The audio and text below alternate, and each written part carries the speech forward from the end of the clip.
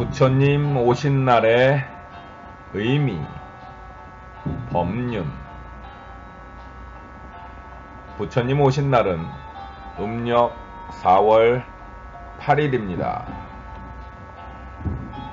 불자들의 가장 큰 명절입니다. 부처님은 태어나자마자 7걸음을 걸었다는 것은 육도를 벗어난 분이라는 걸 상징합니다. 육도는 지옥, 아귀, 축생, 인간, 수라, 천상을 말하는데, 중생은 이 육도를 돌고 도는 윤회를 합니다. 부처님은 육도를 벗어나 해탈을 하신 분이기에 6걸음에서 한 걸음 더 나아가 7걸음을 걸었다는 것으로 표현하고 있습니다. 또 한 손은 하늘을, 다른 한 손은 땅을 가리키면서 천상천하 유아독존이라고 하셨는데, 천상은 신들의 세계를 말하고 천하는 인간 세계를 말합니다. 즉 신과 인간 세계를 통틀어서 내가 가장 존귀한 존재다라는 뜻입니다. 천상천하유아독전이 나를 아끼고 사랑하고 소중히 여겨야 합니다. 내가 나를 아끼지 않는데 누가 나를 아껴주겠으며, 내가 나를 사랑하지 않는데 누가 나를 사랑해 주겠습니까? 또 내가 나를 사랑할 줄 모르는데 누구를 사랑하겠으며, 내가 나도 아낄 줄 모르는데 누구를 아낄 수 있겠습니까? 그러므로 사랑하고 사랑받을 줄 아는 인간이 되는 출발점은 바로 내가 내 자신을 사랑하는 겁니다. 나를 괴롭히지 않고 나를 속박하지 말아야 합니다. 이렇게 육체적으로도 정신적으로도 건강하게 사는 이가 바로 보살이고 부처입니다.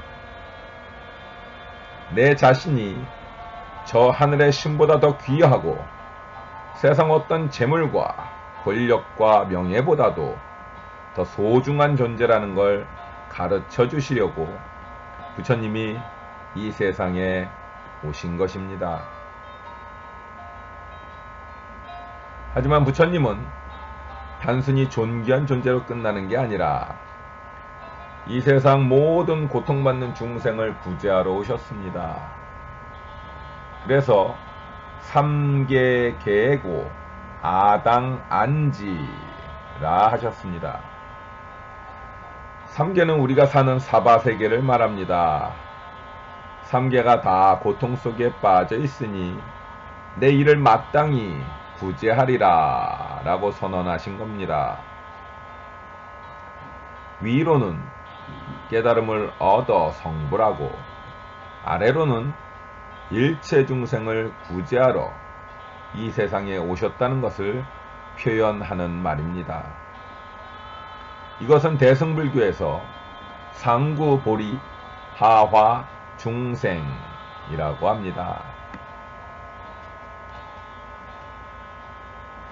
불교에서는 옛날부터 부처님 오신 날 연꽃 모양의 등을 답니다. 대승불교를 상징하는 꽃이 연꽃이기 때문입니다. 연꽃은 진흙탕 연못에서 자랍니다. 더러운 연못에서 자라는데도 연잎에는 진흙이 묻지 않으며 수면 위로 곧게 뻗은 줄기에는 아름다운 꽃이 핍니다. 그런 연꽃은 사바세계에 살면서도 물들지 않는 수행자의 모습을 상징합니다. 대승불교에서 말하는 보디사트바, 즉 보살을 말하는 것입니다. 사람은 존재하는 방식에 따라 네 가지 유형으로 나눠볼 수 있습니다. 첫 번째가 더러운 곳에 있으면 더러움에 물드는 존재, 즉 중생입니다. 두 번째는 더러움에 물들지 않기 위해 더러움을 떠나는 존재, 출가사문입니다. 세 번째는 더러운 가운데 있어도 더러움에 물들지 않는 존재, 보살입니다. 네 번째는 더러움에 물들지 않을 뿐 아니라 그 더러움을 오히려 깨끗이 하는 존재, 바로 부처입니다. 대승불교 수행자는 세간을 떠나지 않고 세간 속에서 물들지 않으며 부처의 세계로 나아갑니다. 위로는 깨달음을 구하고 아래로는 어리석은 중생을 교화합니다. 상구볼이 하화 중생이지요. 깨달음과 중생 구제가 둘이 아니라 중생을 구제하는 가운데 깨달음을 얻는 것입니다. 이 사바세계를 떠나 정토세계로 가는 게 아니라 사바세계를 그대로 정토로 만듭니다. 이것이 대승보살의 원입니다.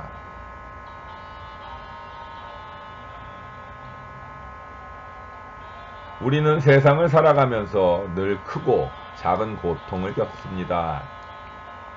이 고통의 원인은 어디에 있는 것일까요? 그것은 무지에 있습니다. 모르는 데 있는 것이죠. 하느님이 나를 벌을 줘 그런 것도 아니고, 사주팔자가 나빠서 그런 것도 아니고, 전생에 죄를 많이 지어서 그런 것도 아닙니다. 부처님은 모든 고통의 원인이 무지에 있다고 말씀하셨습니다. 쥐가 쥐약을 먹고 고통스러워 떼굴떼굴 구르는 것은 전생에 죄를 많이 지어 그 벌로 쥐약을 먹은 것도, 사주팔자가 이 시점에 쥐약을 먹도록 되어 있는 것도, 하느님을 믿지 않아 벌을 받아 쥐약을 먹게 된 것도 아닙니다. 단지 그것이 쥐약인 줄 모르고 먹은 것이지요. 맛있는 음식인 줄 알았지 사실은 거기에 쥐약이 들어있는 걸 몰랐던 겁니다. 사람들이 인생살이에서 나쁜 짓을 하는 것은 인간이 본래 나빠서 그런 게 아니라 뭘 몰라서 그렇습니다. 이렇듯 모든 고통의 원인은 무지, 무명에 있습니다. 알지 못함에 있습니다. 그래서 불교에서는 사람을 좋은 사람, 나쁜 사람으로 나누지 않고 어리석은 사람, 지혜로운 사람으로 나눕니다. 그러니 세상 모든 고통에서 벗어나려면 어리석음에서 벗어나야 합니다. 무지에서 깨어나야 합니다. 그래서 깨달음이란 말을 쓰는 겁니다. 어리석은 사람은 마치 깜깜한 밤에 아무것도 안 보이는 사람과 같습니다. 아무것도 안 보이면 실수를 많이 하게 됩니다. 무지가 어두움이라면 무지에서 깨어나는 것은 깜깜한 밤에 불을 탁 켜는 것과 같습니다. 밤에 아무것도 안 보이다가도 불을 탁 켜면 일시에 환해집니다. 환하게 다 보이면 남의 발을 밟지도 않고 구렁텅이에 빠지지도 않습니다.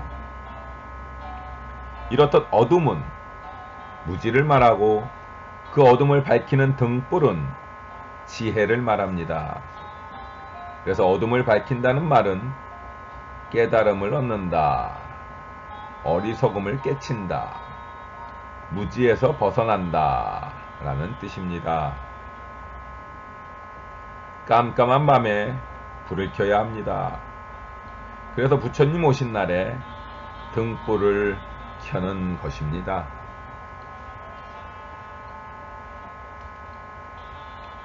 등불은 어두울수록 빛이 납니다. 밝을 때에는 밝혀봐도 표도 안 납니다. 마찬가지로 세상이 혼탁하고 어지러울수록 보살은 빛이 납니다. 그런데도 사람들은 세상이 이렇게 혼탁하고 어지러운데 나 혼자 잘하면 뭐하나 하고 말합니다. 그런데 그렇지 않습니다. 세상이 어지럽고 혼탁할수록 바르게 살아가는 사람은 더 빛이 나게 됩니다. 연등을 밝히는 보살은 진흙 속에서 피어나는 연꽃과 같습니다. 그러니 자꾸 세상 탓하지 말고 세상이 혼탁할수록 더욱 귀한 존재가 되십시오. 세상이 어둡다고 말하지 마세요. 내가 등불이 되겠다고 마음먹으면 세상이 어두울수록 나의 등불은 더욱더 빛이 납니다.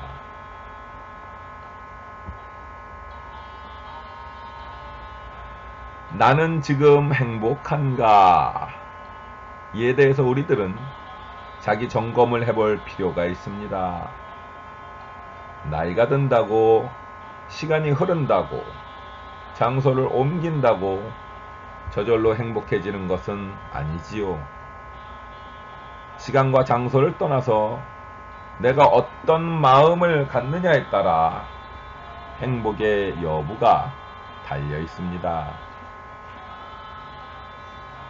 지금 현대 사회는 불확실성의 시대, 불안정의 시대, 매우 빠른 변화의 시대를 맞고 있습니다. 이제 부처님의 법은 이 시대 사람들에게 새로운 삶의 관점을 제시하여 그들의 희망이 되어야 합니다.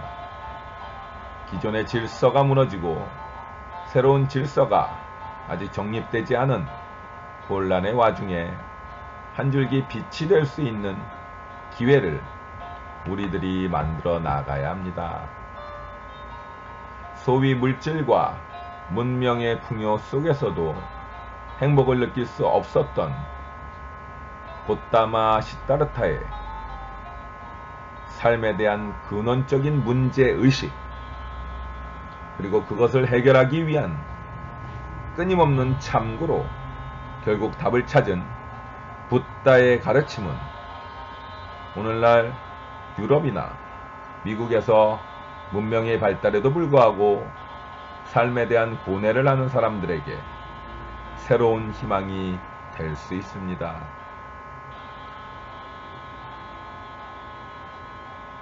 그래서 단순히 종교로서의 불교가 아니라 담마, 진리로서의 불법이 오히려 미국과 유럽 쪽에서 빠르게 전해지고 있고 새롭게 다가가고 있습니다. 여러분들이 이 불법의 진리를 체득한다면 여러분들은 이 사회에서 가장 앞선 자, 사람들의 고뇌에 답을 주는 자, 즉 선구자가 될 것입니다. 부처님 오신 날에 기하여 여러분들은 불법의 의미, 불법의 위대함, 불법의 소중함, 이것을 자각했으면 합니다. 이 좋은 법을 두고도 눈 감고 귀 막고 도무지 알지 못해서 돈, 권력, 인기, 미모에 기죽어 산다면 도무지 불자라고 할 수가 없습니다.